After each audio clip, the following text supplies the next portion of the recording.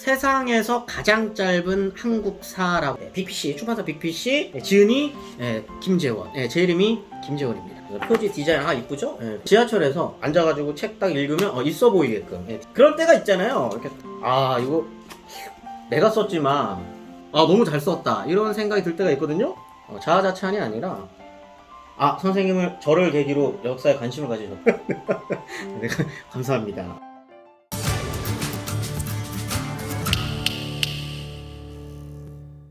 간단하게 제 책 좀 소개를 해드릴까요? 제 책이니까 소개를 한번 간단하게 해드리면은 고대사부터 현대사까지 알찬 한국사 상식으로 가득한 이 책 한 권이면 한국사 검정 능력 시험 80점 보장!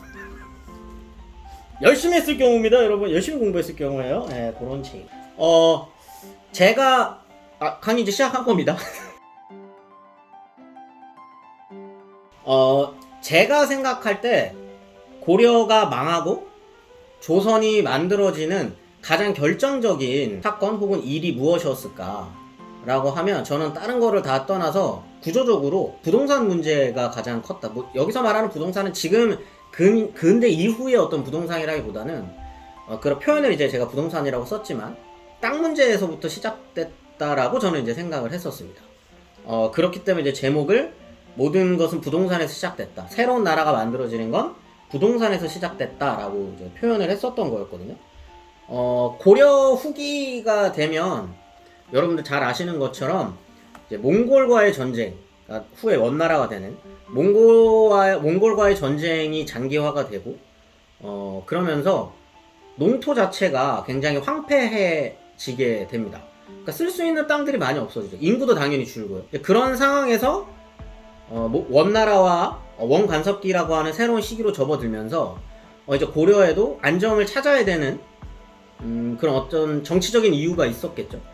그 과정에서 그러면 이 황폐화된 땅을 어떻게 할 것이냐 라고 했을 때 고려에서 내놓은 해답은 수조권을 남발을 하게 되고 수조권이라고 하는 건 이제 그 땅에서 나오는 세금을 다 먹을 수 있는 그런 권리를 주는 거거든요.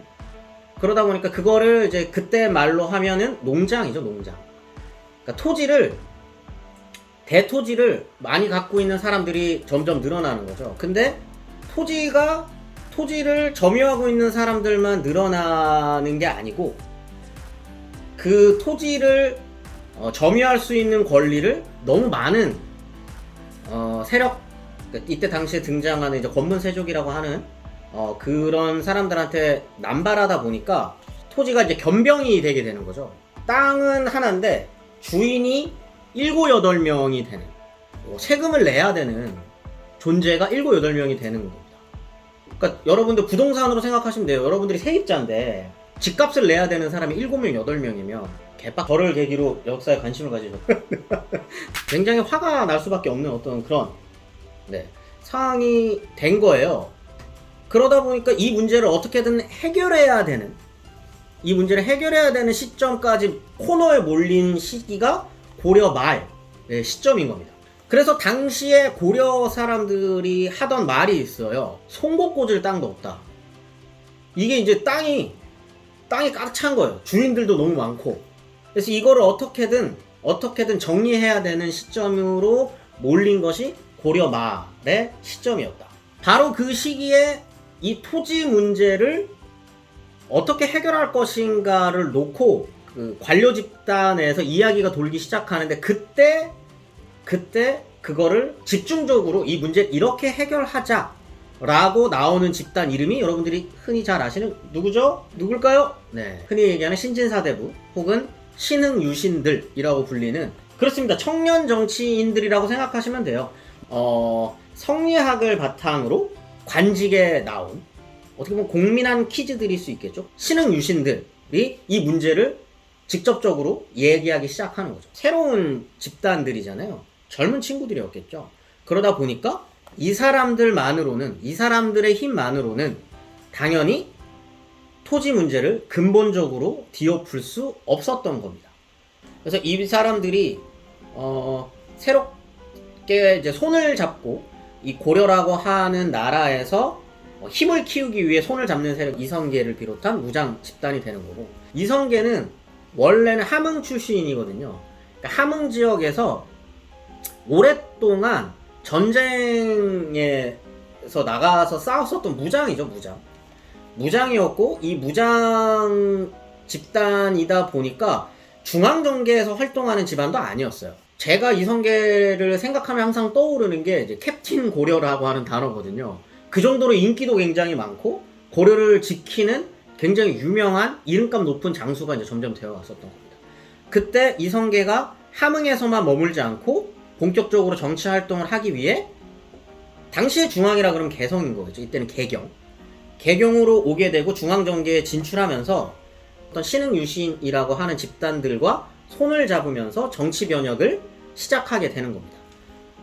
그러다 보니 원래 권력을 장악하고 있었던 흔히 말하는 권문세족이라고 하는 그 집단들과 끊임없이 갈등을 빚고 경쟁하게 되는 구도가 만들어지게 되는 거죠. 그런 상황에서 여러분들이 잘 알고 있는 이제 위화도 해군이라고 하는 그런 사건이 벌어지게 되는 거고요.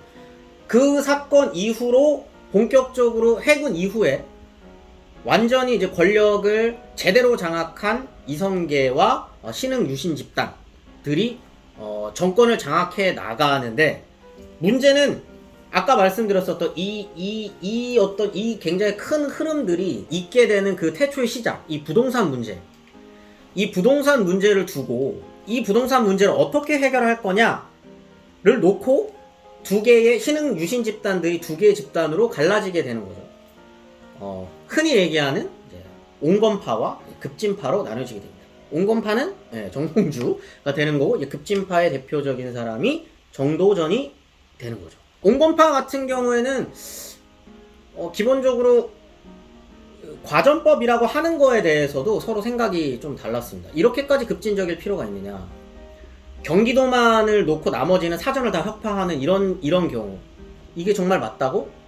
거기에다가 왕까지 갈자고 나라를 뒤엎자고? 이거는 조금 문제가 되는 거 아니야? 이거는 아예 나라의 근간을 흔들어 버리는 거 아닐까? 라고 하는 생각을 가졌었던 사람들이라면 이제 급진파 같은 경우에는 훨씬 더 빠르게 토지개혁을 훨씬 더 급진적으로 이뤄내고, 원래는 경기도에 과전을 두는 것도 허락하지 않았거든요. 모든 사전 혁파를 주장했었습니다. 정도전과 조준 같은 경우에. 하지만 좀 나름대로 조율을 하는 과정에서 경기도는 과전을 둔다, 나머지는 사전을 혁파한다 라고 하는 것까지 나아가는 과전법을 시행하게 되는 겁니다. 이 과정에서 여러분들이 잘 알고 있는 큰 사건이 하나 벌어지게 되죠. 그게 뭐냐? 그게 뭘까요? 이성계의 다섯째 아들이었었던 이방원이 정몽주를 죽이고, 급진파가 이야기하는 어떤 그 노선대로 빠르게 변혁이 이루어질 수 있게끔 드라이브를 세게 걸어버리는 사건이 나오게 되고, 과전법이 통과되면서 사실상 고려의 뿌리가 됐었던 토지제도가 완전히 사라지게 되면서 사실 고려라는 나라가 허울만 남게 되는 상황이 됩니다. 왕도 마찬가지고. 그랬을 때 그 다음에 왕이 되는 순서는 당연히 정몽주가 이제 죽었으니까 이성계가 되는 거고, 이성계도 처음에는 나라 이름까지 바꿀 필요 있을까라고 하는 생각을 할 정도로 고심을 많이 했다라고 합니다. 근데 뭐 기왕에 드라이브가 이렇게 걸렸으니 오케이, 그럼 내가 왕도 하고 나라도 새로 만들자 라고 하는 과정 속에서 과전법이 만들어지고, 그 다음에 나라가 서서 새로운 나라가 개창되는 게 조선이라는 나라. 농민반란이 고려 시기에 뭐 아예 없었느냐? 뭐 그거는 아닙니다만, 이때 이제 세상을 뒤엎을 정도의 농민반란으로 이어지지는 못했었던 거죠. 오히려 조금 배운 사람들이